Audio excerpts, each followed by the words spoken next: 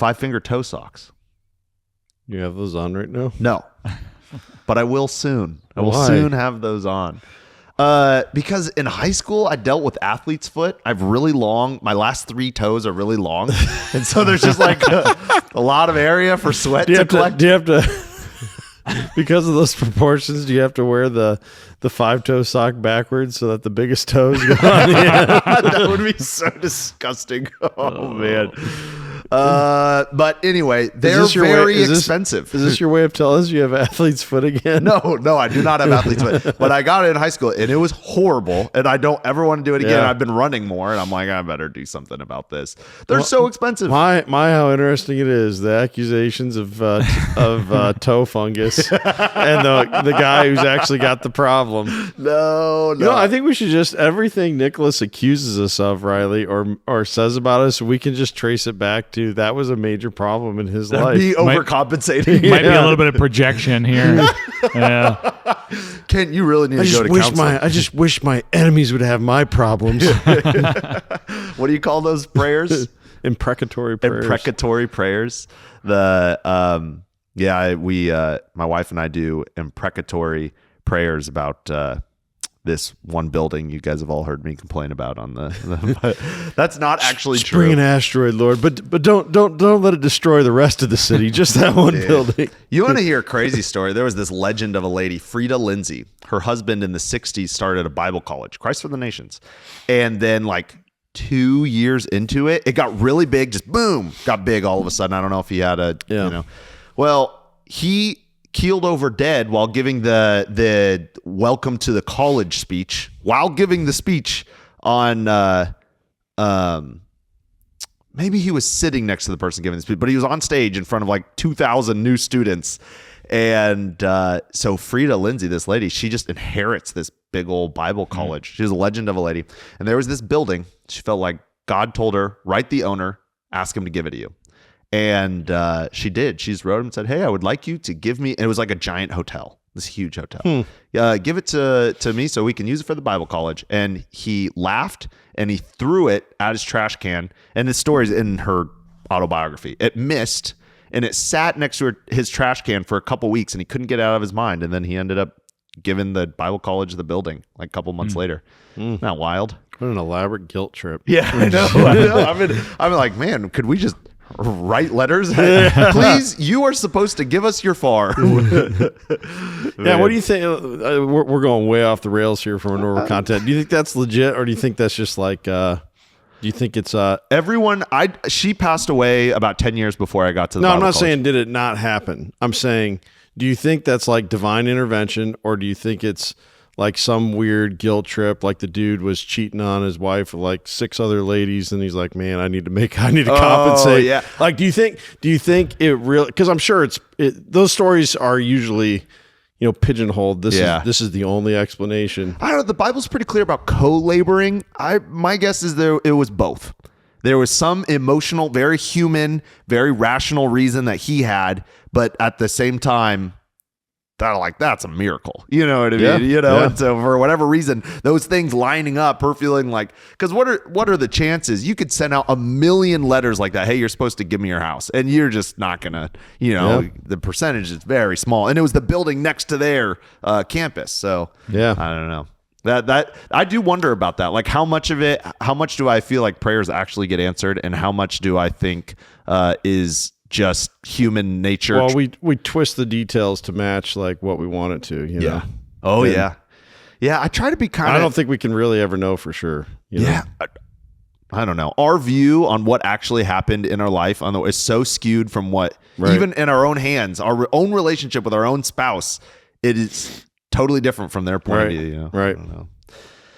Well, we got 3 or 4 topics today, so let me just jump on in.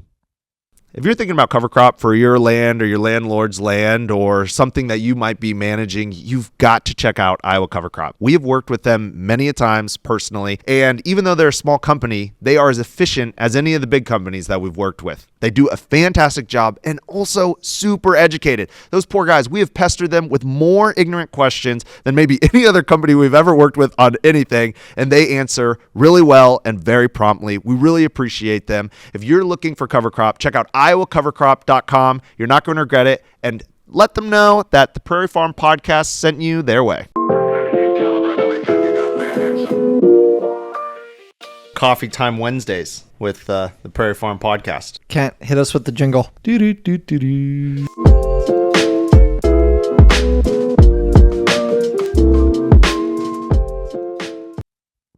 Welcome back to the Prairie Farm Podcast, Coffee Time Wednesday. I'm your favorite host, Nicholas Lirio, with your favorite co-host, Ken Boucher. I feel like I'm the most chipper one today. I think it has something to do with a recent trip to Colfax or two. No, how did you find out? No, Riley, you betrayed me. Well, I knew you guys were gone so long. I'm like, why are they not calling me? They're clearly having tractor problems or something, and it just didn't. The math didn't add up. Yeah, I mean that makes sense. Why did you care about me knowing? I forgot the keys when Riley came to pick me up that one day. Yep. That's Riley. You know what? Just tell them the story. What are we talking about? Well, first of all, Kent called me. Just a little bit of context here. Kent called me, and he was like, "How's getting the tractor?" And we were not back yet the first time. Yeah, that was so weird how you guys were, or I didn't even know if Nick was there, but Riley's like asking me about, okay, where do you spray the ether? And I'm like, well, here, I think. And I was like, is everything going? Yep, no problem with the tractor. And I'm like, but you've been there. And I was just like, you know what? This Golden Alexander cleaning is about to kill me. I'm just going to focus on that. Yeah. It was a half truth. We didn't get to it because the keys weren't there. So there was a tractor in Colfax, 35 minutes away. Yes, 35 minutes away. I want to know why you didn't want me to know about it. We'll get there. Have I really become that much of Carol to you? No. So this tractor was sitting down there in Colfax, and we grabbed a couple things like a battery charger, just in case it didn't start, a can of ether, a couple things like that. And we get all the way there, and Nicholas does that thing that like you might see your spouse do, like pats the pockets, starts patting the pockets, kind of looking around. And my stomach always just drops. Shoulders, knees, and toes. Oh man! Riley was looking down at the battery when I told him, "Well, Riley, bad news. The keys are at the shop." Yep. Well, I looked at him. I'm like, well, good news is the battery has 12.8 volts. How tempted were you to call me to bring them to you? No, it was. Oh, no bothering Kent right now. He's in seed cleaning mode. So we made the trip back, and so this tractor has cost me, I think, 2 hours of my life and forgotten keys. I'm thinking about just strapping it to your guys' waistband or something like that. Man, maybe we should just stress the fact that no one wants to steal a 30-year-old tractor. Yeah. Man, it was just like so embarrassing and humiliating. I was like, Riley, don't tell Kent.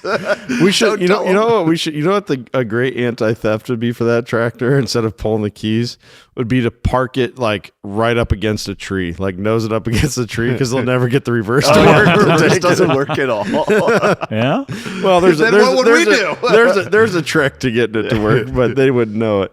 Man, that Agco, man, that is it's a nice little tractor. We actually bought 3 tractors that year, trying to get one nice one, and we got the one for like $11,000, another one for $13,500, and they both like caused us issues. They weren't bad, but Which tractors were those? Those the Massey two? Ferguson and the Kubota. And then the big. And then Agco. Dad finally, he was getting old enough. He was tired of being in the sun. He went, I'm just gonna buy one that I know 100% works. That was by far the most expensive piece of farming equipment he ever bought. I think it was $32,000 when he got it. Oh yeah, they still. I mean, you see them on Marketplace or wherever. They're still running $40,000. Well, you know what? Just 2-3 years ago, like we've sold a bunch of 185s here. Al Sean was they were brand looking fantastic, running. They were going $3,500, $4,000 for a few years. I don't know if it just was like farming equipment got expensive and corn and beans aren't worth anything, or maybe I think it's that young farmers are saying, hey, I can actually work on these old ones. Yeah. But they're basically doubled in price. You know, Yeah, there's been a real ebb and flow, like those pole type combines. We had 3 of them on our auction. They went for like a couple $100 a piece. Mm-hmm. And a year ago, I bought one, and I had to pay $1,100 for it. Like stuff just goes up and down, up and down. And it's weird, but hey, don't forget we got the second half of the auction. Nice little plug there. Yeah. We got the second half of the auction. So now I next want to week. know why you didn't want me to know. That was literally it. I was just like so embarrassed. I felt so stupid. And I think it was because we've been so pressed on man hours here, and you're the most bottlenecked on man hours in terms of like how much you have to get done is on your shoulders, that I was like, just don't add the stress. Dude, that would have just made me feel better. Oh man. Happens to the best of us. Oh man, that's funny. All right, we got a few things today. We're gonna start with the bad news, but we got some pretty good news in my opinion.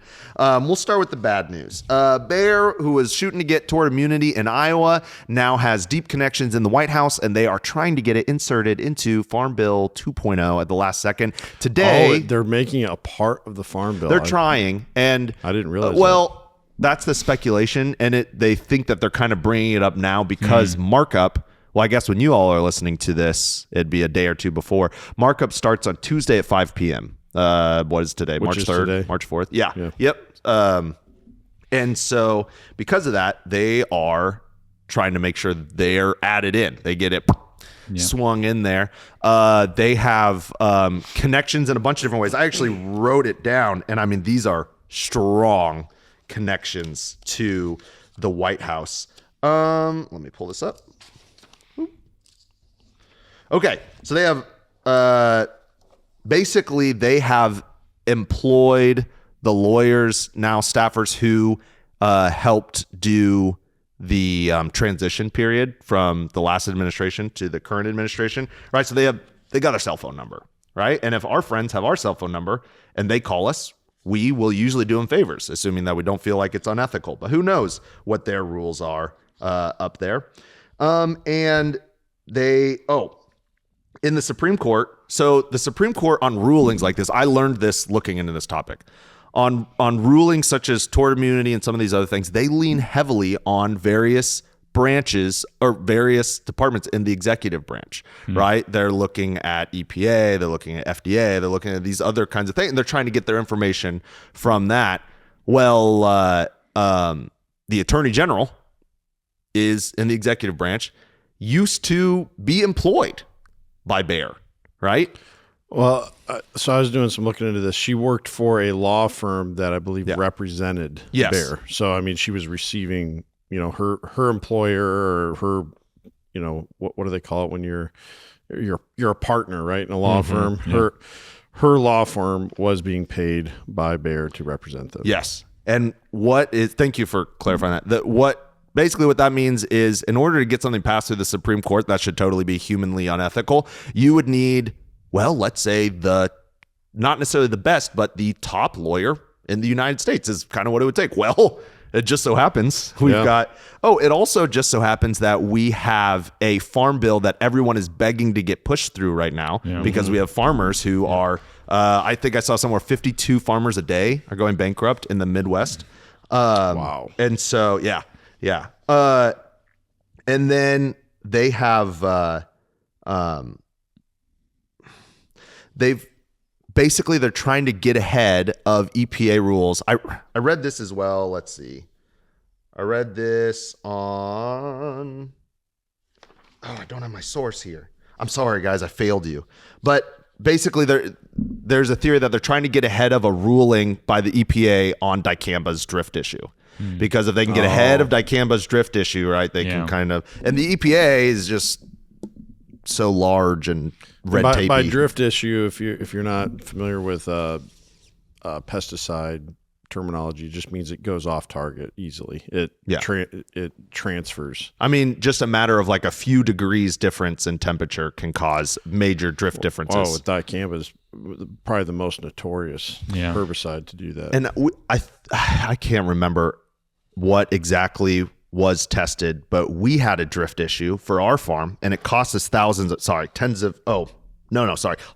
of thousands of dollars. No joke. And you might think, wow, Hoksey, what a big company. They were able to ride out hundreds of thousands. No, it literally almost bankrupted us. And we had a drift issue. And so We got another farm's herbicide drifted onto our crops, and we got it all tested and all proven, and then it basically came down to we would have to sue, and my dad was like, I don't want to live in a world where people are just suing each other all over all sorts of stuff. Suing their neighbors is how he said it. And so the dicamba, especially for specialty crops, right? If everything's corn and beans from fence row to fence row, then it doesn't really matter. But if we're doing if we're going to have a system set up for any sort of diversity, we have to be aware of the drift. Specialty crops don't weather dicamba very well. I would just say normal crops. Most crops don't weather, not heavily GMO'd crops don't. But now, I mean, we say this, we sound like we're 100% anti-chemical. We use it. It's a part of, if you're going to grow crops with any level of scale and efficiency in monocultures, unless you have a lot of labor, which requires a lot of money to pay that labor, or maybe if you had like a lot of volunteers or something, you're gonna most likely have to rely on chemical. Now we are trying to develop some regenerative methods, some double cropping methods, and things so that we can get away from it more and more over time, because it literally is my most hated part of my, if I had to say what's the most hated part of my job, I would say it's handling chemicals. More than farm maps. Farm maps, they suck too. But Kid doing farm maps is not a good day for the rest of the team.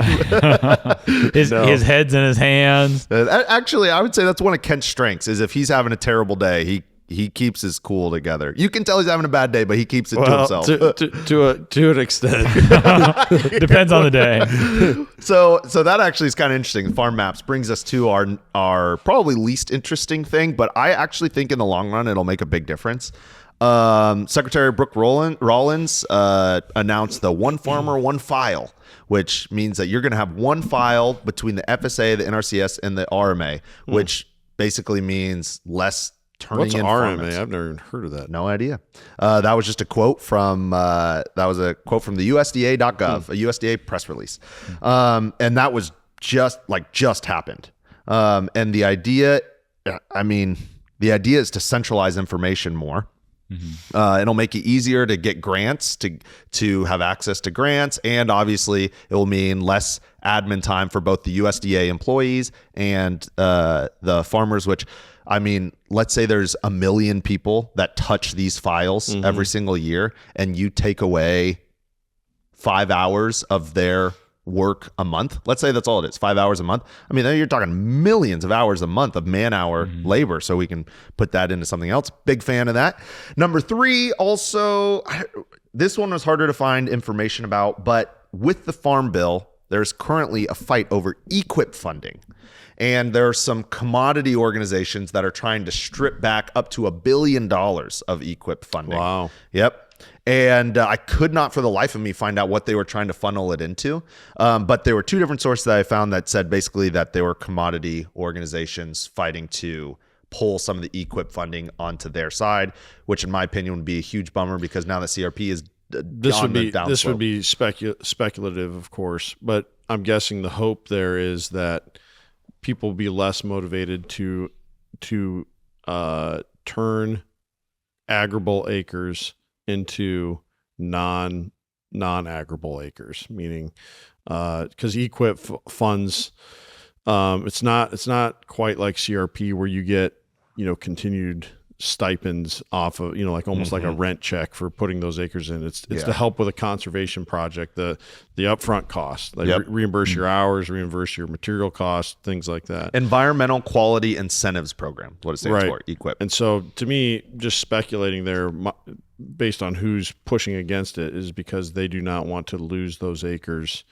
in corn and bean production, because they benefit financially from those acres being in corn and bean production. Well, or whatever other row crop. Yeah, because the farmer's taking the risk on the corn and beans, and no matter what, they get their input costs or their, they get their margin on the second half of their buyers. But I counted 8 people that I could think of when I was putting this together that are putting in ponds What do ponds help with? They help a ton with nutrient reduction and sediment reduction in our water quality, right? Huge deal. Every single one of them is doing it because they can through EQIP. Every single one. If we did not have EQIP, those ponds would not be crazy. going in. 8 going in right now. 8, yeah. Wow. Yep. And I'm grateful for them. I'm grateful for what they're doing. These are all of them except for 2 are row crop farmers that are just like have a head on their shoulders, in my opinion. You know, they're kind of like seeing the direction things are going, and they go, well, we don't want to destroy our land, and they actually believe in handing down the land to their in their lifetime. Most of them are, have plans of handing down their land before they die. They're not just going to hold on to it, and so I think I'm curious how that'll pan out. It was interesting, and almost either there's not that much racket going on with this and it's not that big of a deal, or it's way more behind the scenes, and we'll just find out in 3 weeks that they ripped out EQIP or something happened that we didn't worry about. Yeah. But I got some good news. Coming from good old Iowa Secretary of Ag, Mike Naig. He went on a show, the Brownfield Ag News. If you guys have ever heard of that. Yeah. Our friend Brent Barnett. Yep. He works for them, and this was Mark something or another that interviewed Mike Naig on it. This could either go really well or really poorly, but he had a huge emphasis on pushing grazing CRP. One of my least favorite things in the whole world is dealing with red tape, paperwork, and bureaucracy. And at the very top of those things, insurance. I used to have, big company insurance because I thought me doing all the stuff online or with a robot phone call would be cheaper. Boy, was I wrong. My wife and I switched to McKay Insurance for everything personal and business that we interact with. And not only do we save over $1,000 a year, yes, $1,000 a year, we get to interact with real people. No longer having to deal with those robot phone calls, the terrible online interface. I mean, what is with those 1980 online interfaces? Well, we personally work with McKay Insurance. I can personally stamp my approval on working with them. I've worked with 5 different people from there. Every single one of them was incredible. And they give you big customer efficiency and pricing, if not better, with a very small company feel. They really take care of you. Highly recommend McKayInsAgency.com. That's McKayIns agency.com. You won't regret it. Which I think could be an incredible thing for the landscape, could get a lot more CRP on the landscape, could be way better for the CRP, so you'd see less woody encroachment, things like that. People would be more incentivized to have higher diversity mixes. It'd be better for the birds. The Audubon Society, I'm sure, is all over this right now, and we'll be interviewing someone from there here shortly. But it could go very poorly. Let's say they graze it every year and they have basically no restrictions on it. Right. And that'd be my biggest fear. Yeah. And so, I don't know. What do you guys think? I think the biggest hurdle in grazing CRP is just a lack of knowledge. Lots of people get into the CRP program going, okay, I know this land's not economically viable for row crops. Can I get it into set aside? And so they get it in CRP. But if you just throw cows on really, really thatchy CRP, or you put them in there at the wrong time, or you leave them in there too long, you're going to run into these. People are either going to get the conception that CRP grasses are worth nothing, or I can just graze it year round, and then you start seeing a reduction in species. So I think this sounds a little counterintuitive, but if they want to have grazing CRP, I think they ought to have some sort of mandatory clinic or something. I don't know. Or what do you mean clinic? Information. Yeah, like some sort of, hey, here's what you've put in roughly. Yeah. And here are 5 things you can do. It doesn't have to be long, but I don't know, like 10 minutes. Or, something that's going to give people the tools, because these grasses have been so pulled off our landscape that lots of people grazing don't have as much, especially around here, in my opinion, don't have as much experience grazing them. And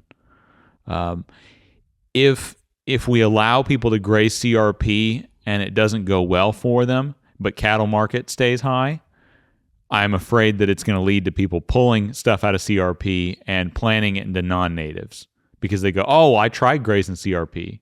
And it just, the grass just wasn't right. The cows didn't like it. Yeah, so I'll plant orchard grass, which is what we had before that. What do you think you could graze CRP every year for 3 to 4 weeks if you picked a different time of the year every year? Maybe. It depends. It's hard to say with certainty. The stand has to be evaluated, I would say. Like the trouble with going at a different time every year is grasses are palatable at the time they're palatable. You know, if you get an early green up and you get a lot of rain, things may, come around faster or slower. And so that's going to alter how, quote, productive or good your grazing is on it. So, yeah. I mean, because if you put the cows out, they will eat out there, but you're saying that they might not get the pounds per. They might not perform. If there's too much fiber, they might eat it slow and, gain slow. If it's prime, they'll gain more. If too early, they'll thin the stand. Let's say, hey, you're going to get paid $250 an acre for CRP. Or you'll get $180 per acre, and you can graze your cows on it with this specific grazing regimen. Does that become worth it for the farmer? Because now they're losing that much money on per acre for $70 per acre. But I feel like $70 per acre per year is probably worth it for them to have 30 extra acres. If beef prices are high enough, I would imagine it could be potentially worth it. The overwhelming question to me is enforcement and on the preservation of that resource that's there already. Yeah. Right. That to me is the biggest threat because that takes a lot of work to graze something appropriately. You can't just turn them out there for a month and then see what's left in the end. That's the Christopher Columbus method. You let the cows out and you find them when fall comes around. Yeah, that's not gonna do anybody any good. Yeah, and I think it's important to always remember what is the relationship with CRP. It's not just the landowner. A lot of times we can get so caught up in, man, I could buy this farm and I don't farm it all myself. And so I'll just put as much of it into CRP for my benefit, me. But it's like, no, the taxpayer is the other part of that relationship. And they're expecting an outcome for, you enrolling those acres in CRP, a positive outcome. And so we do still want to get those benefits from that land. I think the best way to implement it would just be remove the disking, a mid-contract maintenance thing out of there, but add it to go in or replace it with grazing. And then have, just like there's parameters for how many seeds per square foot you need to plant and what type of seed mix you have to plant based on your contract. Say, this is the ideal time. These are the ideal windows for when you can graze it. You can only do it this many times per contract. And it serves in replacement for mowing or whatever other, maybe you can get out of burning or something for a year if you graze instead. But I think it's like Riley's saying, a training on it. But then also the other part of it is you have to have fencing infrastructure. That would limit it to be able to adequately, have a rotationally grazed thing. And maybe even like right now in drought years, they give a haying allowance. I don't know. Is there a grazing allowance too? I think in those drought years, I'm aware of. I think you can. I believe there's some way around it. I think you maybe forego payments or something like that in some cases, or something like that. I think instead of haying it, you can graze it or something like that. If I'm not mistaken, if the year's bad enough, right? If it hits drought status, there are those allowances in there. But even still, I think you're limited up to 1/3 of your enrolled acres for how much you're allowed to do, and so I totally agree with you that we need to really be careful about how we implement it. It would take a lot of thought from people like Dr. Patrick Kaiser, from people like the Carbon Cowboys, from people like Hamilton Native Outpost, that have a lot of experience on this, coming together and saying, this is best case scenario, this is worst case scenario, here's all the scenarios in between. And then we as a people through the legislation decide where the line is on best versus worst case scenario, and then figure out what value does that have to society. And what I don't want to do is tell the farmer, hey, you're getting $100 worth of value off this CRP. We're going to pay you $100 less. I would like to see something more like, hey, you're getting $100 worth of value off of it. We're going to pay you $30 less. So you get some, but then also the taxpayers get some because they get a healthier prairie, assuming that it's managed correctly. And I think people think, well, in order for someone to win, someone has to lose. Just not, I think here we have a win-win, assuming it's managed correctly. Well, yeah, if it's a part of the management protocol, I mean, you have to mow. Yeah. As a part of your management protocol, you have to burn. That's a cost to the landowner for the gain of the taxpayer. And so to me, this would just be more of a win-win. The taxpayer is getting a better quality prairie if grazed correctly, and the so therefore they're getting better carbon sequestration, better less soil erosion, better water quality, better habitat for wildlife and pollinating species.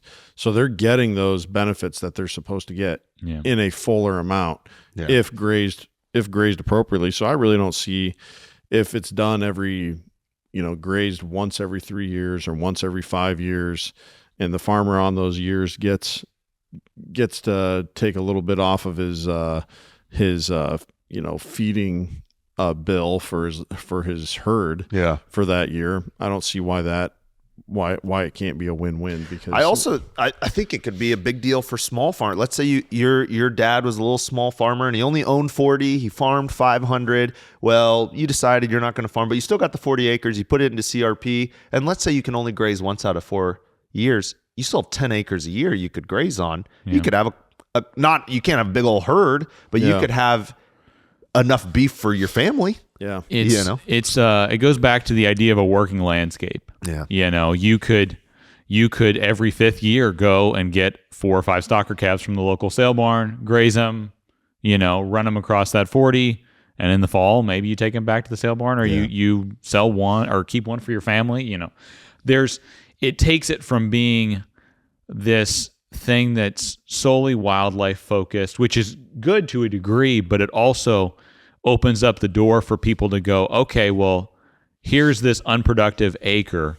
I can make something that's good for wildlife and good for me.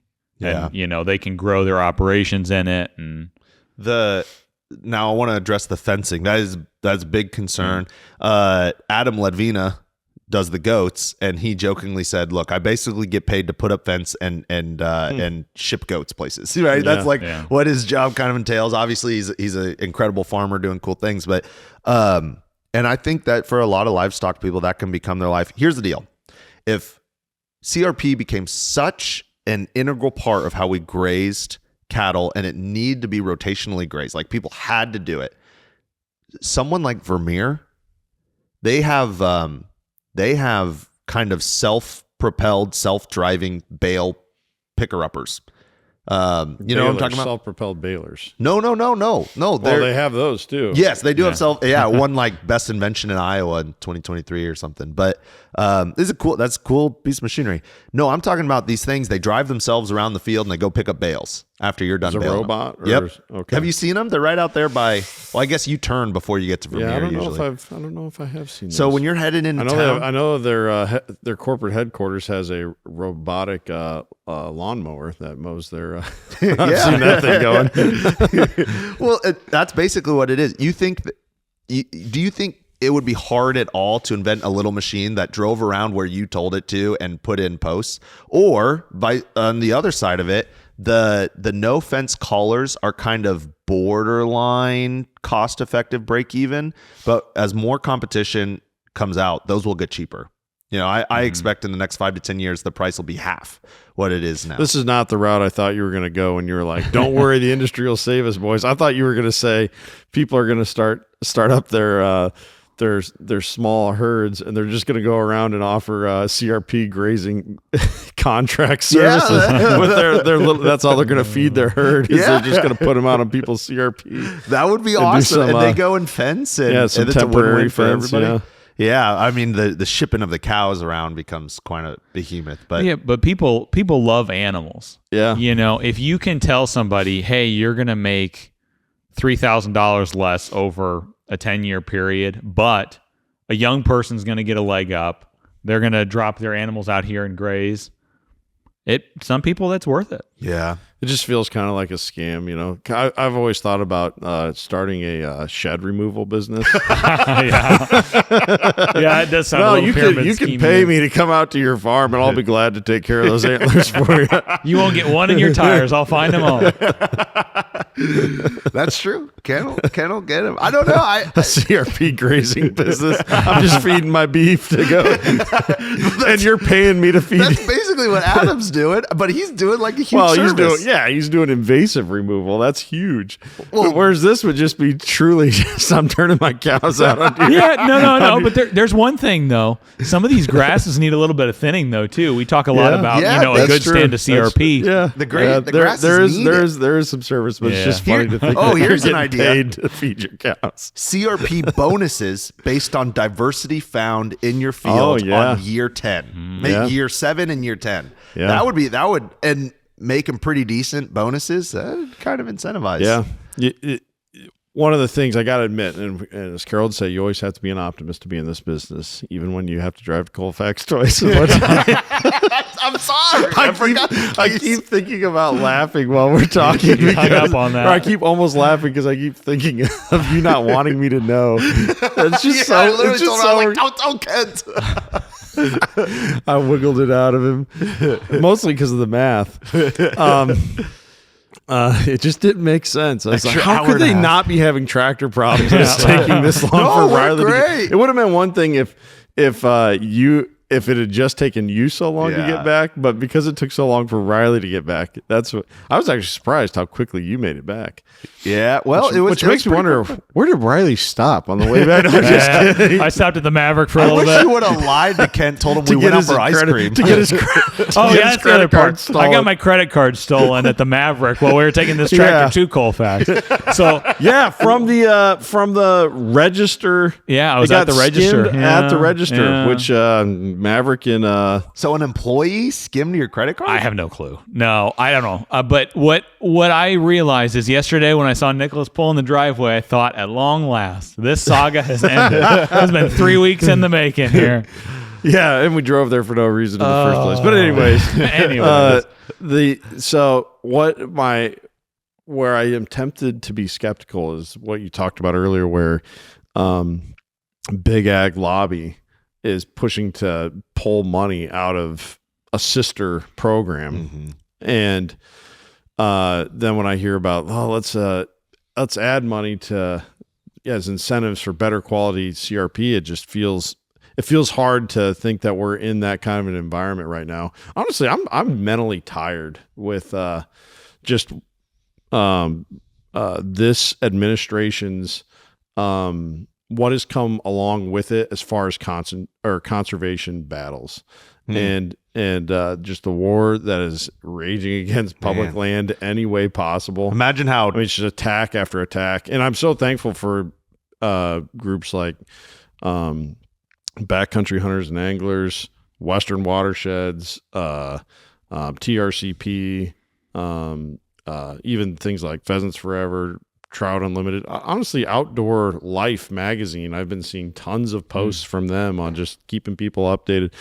Howl for wildlife, just all these organizations that have been keeping these types of things front and center. And then here again, even less on the public land front, but more on just being a human being on the North American continent, where giant companies are pulling every lever they can to get tort immunity, so that if you get you or your family is harmed by their product in the future, there are court cases proving that there's huge at least correlation, right? At least huge correlation. Yeah, right. that they is can have so, all like, liability removed from. That'd be like asking, yeah, I might be on my cell phone someday and smash into somebody with my car and gravely injure them or kill them. Can I just get some kind of protection so that if I were to do that, I'd never be held liable? I mean, think of it in any other context. Yeah, that. Look, Bear. If you're gonna make billions of dollars off of us, you got to take the risk with it. If you're gonna use chemicals that are toxic to life on Earth and make money off of it, free market says you're allowed to do it, but you got to take the risk that comes with it. You can't have it both ways.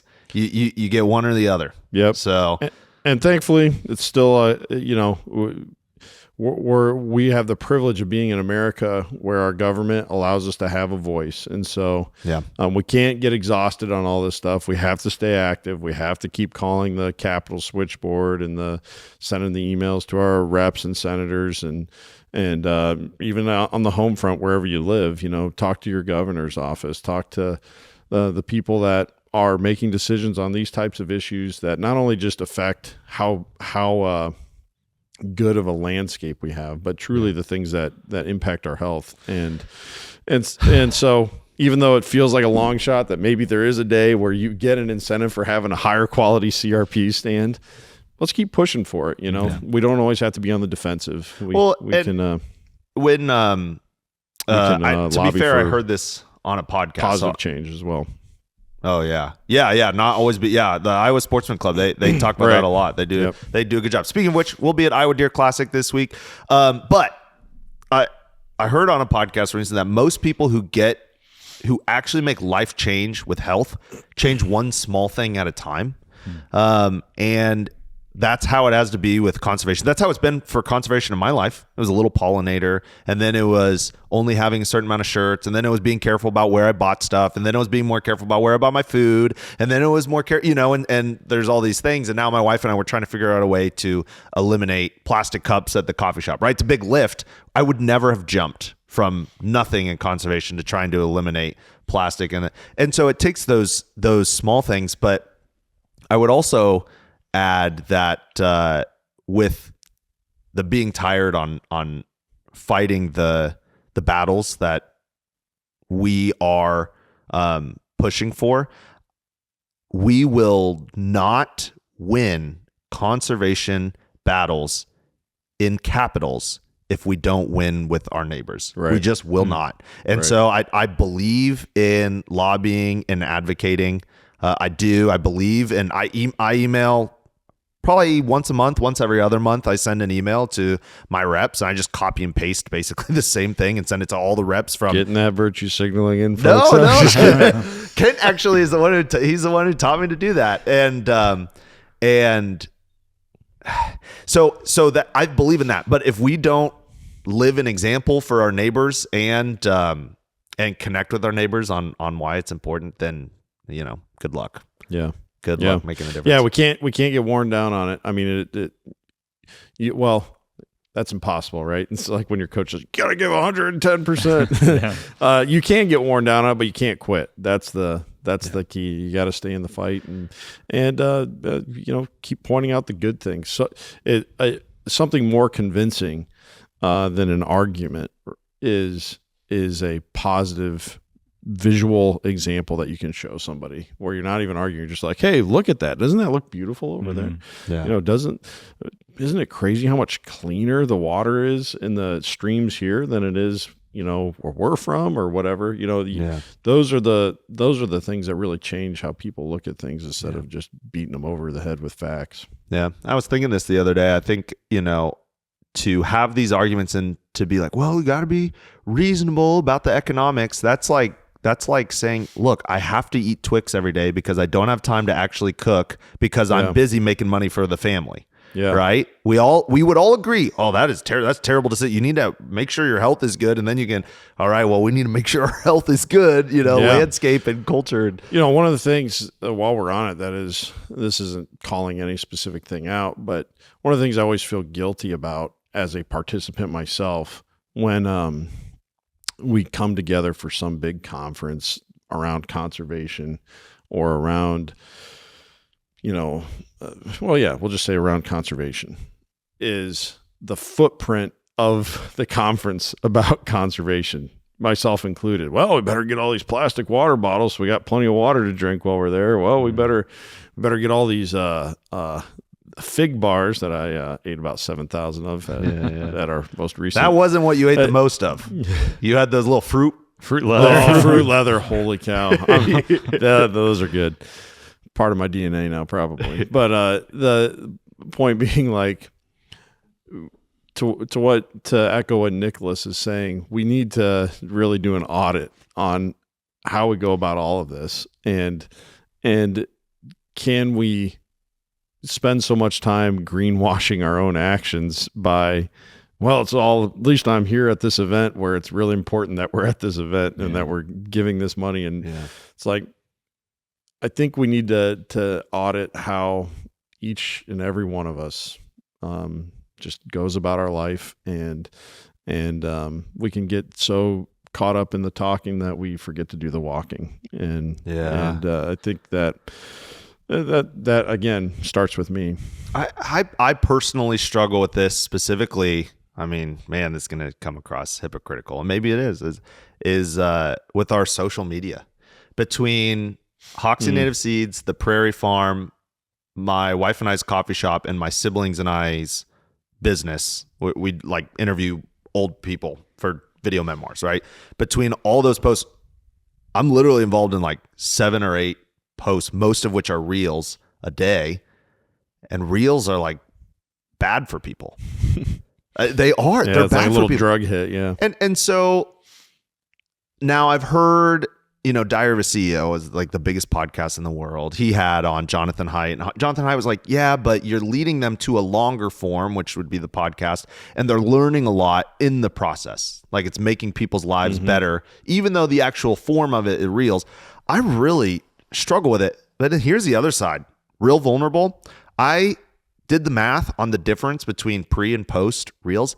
I think personally I would go bankrupt at this. No joke. I think I would personally go bankrupt if my wife and I, in all of our endeavors, stopped doing social media. Just said, this is not good for us. We don't do it. That's just how business works now, you're saying. Yeah. And to even make a change, we've had many people. It's cool when people reach out and say, hey, I really love what you're sharing. That's awesome. It is like life infusing with goodness when people come and say, you changed my mind and now I do life differently. Yeah. Right. Or the information or whatever guest you had on. And literally, if that happened, that's happened maybe three or four times total. In terms of like, hey, I live my life totally differently now. If that happened, if that's all that happened for this podcast, that's probably worth it. Oh yeah. Right. But in the meantime, we are putting out hours and hours and hours of content, a lot of it in short, and I don't know what to do about it. And I have no solution for that. Maybe I should just quit, take the L, take one for the team, go bankrupt, and I'm not above that level of extremity in my life. But is that better would that be better and not do the podcast and the reels? You know right. what I mean? Yeah. It's the old net positive, net negative. Yeah, I know. And I think that's a gut thing a lot of times. Like, you just know. Like, I know when I'm justifying something. I know when I'm running a sales pitch versus telling the truth. You know what I mean? Yeah. And I think the key is to trust your conscience, trust your gut on those things. And if I'm sending something out there that's like, I'm just doing this to do this, then don't do it. And if it's no, I think this is gonna be helpful to even one person, like you said, then it's probably worth it. And I think we got a pretty good. There's always surprises, but kind of like a ancient old barn in Wisconsin that got like 6 million views or whatever. That was wild. And then Laura Walters got 1 million views. Yeah. And we realized our lack of views on the Hoksey channel was just us. It was our face. That was the issue. We have faces for audio. I texted the guys. I was like, hey guys, bad news. Problem's us. Yeah. Yep. Man. Well, but I do think in the spring and in the summer, our real content. I really want to do full vlogs again. I really want to do that, but we just don't have the bandwidth with the auction going on. But I think you'll like the content more when we have more plants. We have flowers and stuff. Yeah, we can be a little more descriptive. But anyway, this Riley, you got anything before we hang it up? No, I'm just looking forward to something that's on social media that's not my face. It's a net positive. No. Riley, you got a big virtue signal to wrap this one up with and make us feel better about ourselves. No, I keep those to myself. I like you guys on your back foot. So. Oh man. Well, we appreciate all of you. If you got any advice on the thing we should do with reels in business, social@theprairiefarm.com. We will talk to you again. Don't forget your keys next time.